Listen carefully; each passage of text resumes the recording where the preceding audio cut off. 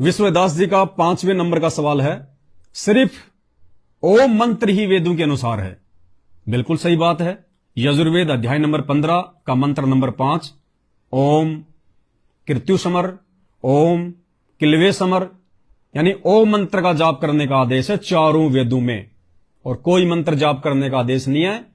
ना हरे राम हरे कृष्णा रामा रामा राधे राधा श्याम मिलादे ओम भागवते, कोई भी मंत्र जाप करने का आदेश नहीं है भगवान की तरफ से। सारे के सारे मनमुखी मंत्र हैं जिनसे कोई लाभ नहीं होना, श्वासों की बर्बादी है, समय की बर्बादी है। चारों वेदों में और गीता जी में केवल एक ओम मंत्र है। गीता जी चारों वेदों का सार है। जब वेदों में ही एक ओम मंत्र जाप करने का आदेश है तो गीता जी में कोई दूसरा मंत्र जाप करने का आदेश नहीं हो सकता।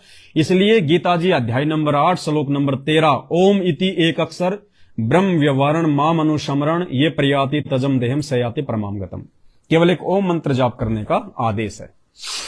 सिर्फ ओम मंत्र ही वेदों के अनुसार है, बाकी नहीं। क्या जिन लोगों ने ओम की साधना की होगी, क्या उनको ही सिद्धियां प्राप्त हुई होंगी? हां, मोक्ष तो नहीं मिला होगा उन्हें। विश्वदास जी कह रहे हैं कि वेदों और गीता जी में जब एक ओम मंत्र ही जाप करने का आदेश है तो क्या जो सिद्धियां प्राप्त होती हैं वो सिद्धियां केवल ओम मंत्र के जाप करने वालों को ही प्राप्त होती हैं या किसी और को भी होती हैं?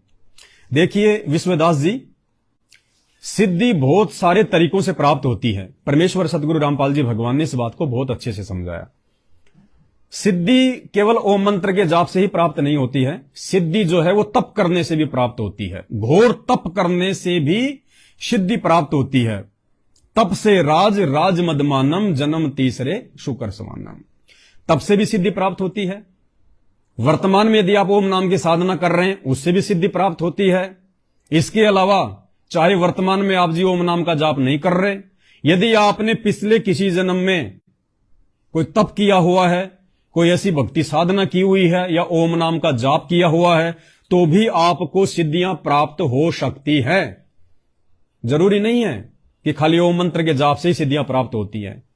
किसी संत महात्मा या साधु की सेवा करने से भी सिद्धियां प्राप्त हो जाती हैं। किसी संत महात्मा या साधु संत के आशीर्वाद से भी सिद्धियां प्राप्त हो जाती हैं। जरूरी नहीं है कि ओम मंत्र का जाप करेंगे तो ही सिद्धियां प्राप्त होंगी। जैसे उदाहरण के लिए सबको पता है कि मेहनत करने से ही आदमी जो है वो धनवान बनता है, अमीर बनता है। बिजनेस व्यापार करने से ही आदमी जो है धनवान बनता है, लेकिन ऐसा नहीं है। उस धनवान व्यक्ति के घर में जो बेटा या बेटी पैदा होती है वो बिना मेहनत किए ही धनवान बन जाती है। एक अमीर बाप की औलाद को मेहनत करने की जरूरत नहीं पड़ती। अनिल अंबानी, टाटा, बिड़ला, इनके बेटा बेटी चाहे मेहनत करे या ना करें, लेकिन उसकी बाप की मेहनत से वो ऑटोमेटिक जन्म लेते ही अमीर बन जाते हैं, उनमें अमीरी आ जाती है। तो इसी प्रकार चाहे वर्तमान में आप ओम नाम की साधना करें या ना करें, लेकिन आपके पिछले जन्मों की साधना यदि बाकी है, शेष है, तो वर्तमान में इस परमात्मा का विधान है, देते को हरि देत है जहां तहां से अण देवा मांगत फिर है साहिब सुने ना कान। ऑटोमेटिक आपके अंदर वो सिद्धियां आएंगी। और फिर ये काल ये क्यों करता है? ये काल का बहुत बड़ा एक षड्यंत्र है। बिना भक्ति के भी किसी के अंदर सिद्धियां देना, किसी के वचन में शक्ति देना। कोई झाड़ा लगा देता है, कोई किसी का पेट का दर्द ठीक कर देता है, कोई किसी का जाड़ का दर्द ठीक कर देता है, कोई मुंह से आशीर्वाद दे देता है, उसका काम बन जाता है। कैसे? जैसे निर्मल बाबा, वो समोसे खाने की बात कहता है, लाल चटनी के साथ खाने की बात कहता है, और लोगों के काम बन जाते हैं। ये हकीकत है। क्यों? उनके पिछले जन्म की भक्ति का ये प्रताप है, उनके पिछले जन्म के ओम नाम की कमाई, उनके पिछले जन्म के तप, कोई गुरु सेवा, कोई गुरु आशीर्वाद, जिसका प्रतिफल ये काल उसको वर्तमान में दे रहा है, उस आत्मा को और ज्यादा उलझाने के लिए। क्यों? क्योंकि जैसे आज आप और हम संत रामपाल जी के शरण में आ गए, हमारे पिछले पुण्य शेष नहीं थे, हम दुखी थे, परेशान थे, या ज्ञान को समझ के आ गए। आज ये ज्ञान समझ में आने के बाद हमें सारी बातें समझ में आ रही है कि काल का कितना भयंकर षड्यंत्र होता है, कैसे कैसे जीव को फंसाता है। हमारी तो बात समझ में आ गई, हमने तो उनकी भक्ति शुरू कर ली। लेकिन कोई ऐसा व्यक्ति जो वर्तमान में भक्ति नहीं कर रहा और भक्ति भी कर रहा है, तो देवी देवताओं की कर रहा है, ब्रह्मा विष्णु महेश की कर रहा है, अल्लाह अल्लाह कर रहा है, वाहिगुरु कर रहा है, मसीह कर रहा है, पिता परमेश्वर कर रहा है, या वैसे कोई तप कर रहा है, वैसे कोई पाखंड कर रहा है, उसको भी लाभ मिल रहे हैं, उसके अंदर भी सिद्धियां हैं, वो भी लोगों को जो है आशीर्वाद दे रहा है।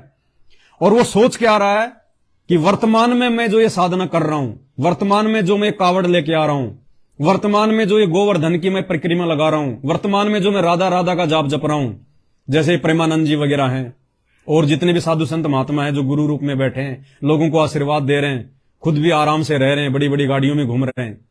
तो वर्तमान में इनके पास में शास्त्रों के अनुसार साधना किसी के पास नहीं है, सिवाय पूरे विश्व में संत रामपाल जी के भक्तों के।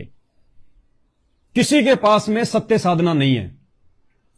वो लोग क्या कर रहे हैं, वो पिछले जन्म की कमाई खा रहे हैं। पिछले जन्म की उनकी वो ओम नाम की कमाई, गुरु का आशीर्वाद या गुरु की सेवा, वो पिछले जन्म की कमाई उनको काल वर्तमान में दे रहा है। किसी को तो गुरु बना के बैठा रखा है, किसी को संत बना के बैठा रखा है, और वो सोचता कि वर्तमान में जो मैं राधा राधा जप रहा हूं ना, इसी से मेरे सारे काम हो रहे हैं।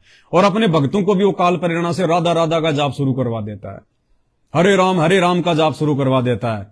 अब उस काल के जाल में वो संत भी फंसा हुआ है और उसके भगत भी फंसे हुए हैं। और एक समय क्या होगा, जब उनकी बैटरी डिस्चार्ज हो जाएगी, जो उन्होंने पुण्य रूपी बैटरी, वो अच्छे कर्म रूपी बैटरी जो पिछले जन्म जन्मांतरों की भक्ति से चार्ज कर रखी है, एक समय ऐसा आएगा वो बैटरी डिस्चार्ज हो जाएगी। जैसे हम लोग लाइट में इन्वर्टर को लगा के बैटरी को चार्ज कर लेते हैं, और लाइट नहीं भी आ रही है तो भी इन्वर्टर से जो है पंखा चलता है, लाइट जलती है। लेकिन कब तक जलेगा, इन्वर्टर की एक लिमिट होती है। इन्वर्टर हर समय वो 2-4 घंटे का बैकअप दे सकता है, ज्यादा नहीं देगा। तो इसी प्रकार इन नकली साधु संत महात्माओं की, इनके भक्तों की, जो आज संत रामपाल जी की शरण में भी नहीं है, संत रामपाल जी को गालियां भी दे रहे हैं, शराब भी पी रहे हैं, मांस भी खा रहे हैं, उल्टे कर्म भी कर रहे हैं, कुकर्म भी कर रहे हैं, फिर भी ये सोच रहे हैं हम तो राधा राधा जप रहे हैं, हरे राम हरे कृष्णा जप रहे हैं, ओम नाम का जाप जप रहे हैं, देव देवताओं की भक्ति कर रहे हैं, भंडारे कर रहे हैं। तो भाई ये पिछले तुम्हारे जन्म जन्मांतरों की बैटरी चार्ज है अच्छे कर्मों की, लेकिन ये तुम्हारा इन्वर्टर ज्यादा समय तक नहीं चलेगा यदि तुमने संत रामपाल जी के उस थर्मल पावर में वापस इन्वर्टर को लगा के चार्ज नहीं किया। तो इन चीजों से आप इन चीजों को समझने का जो है वो प्रयास करें।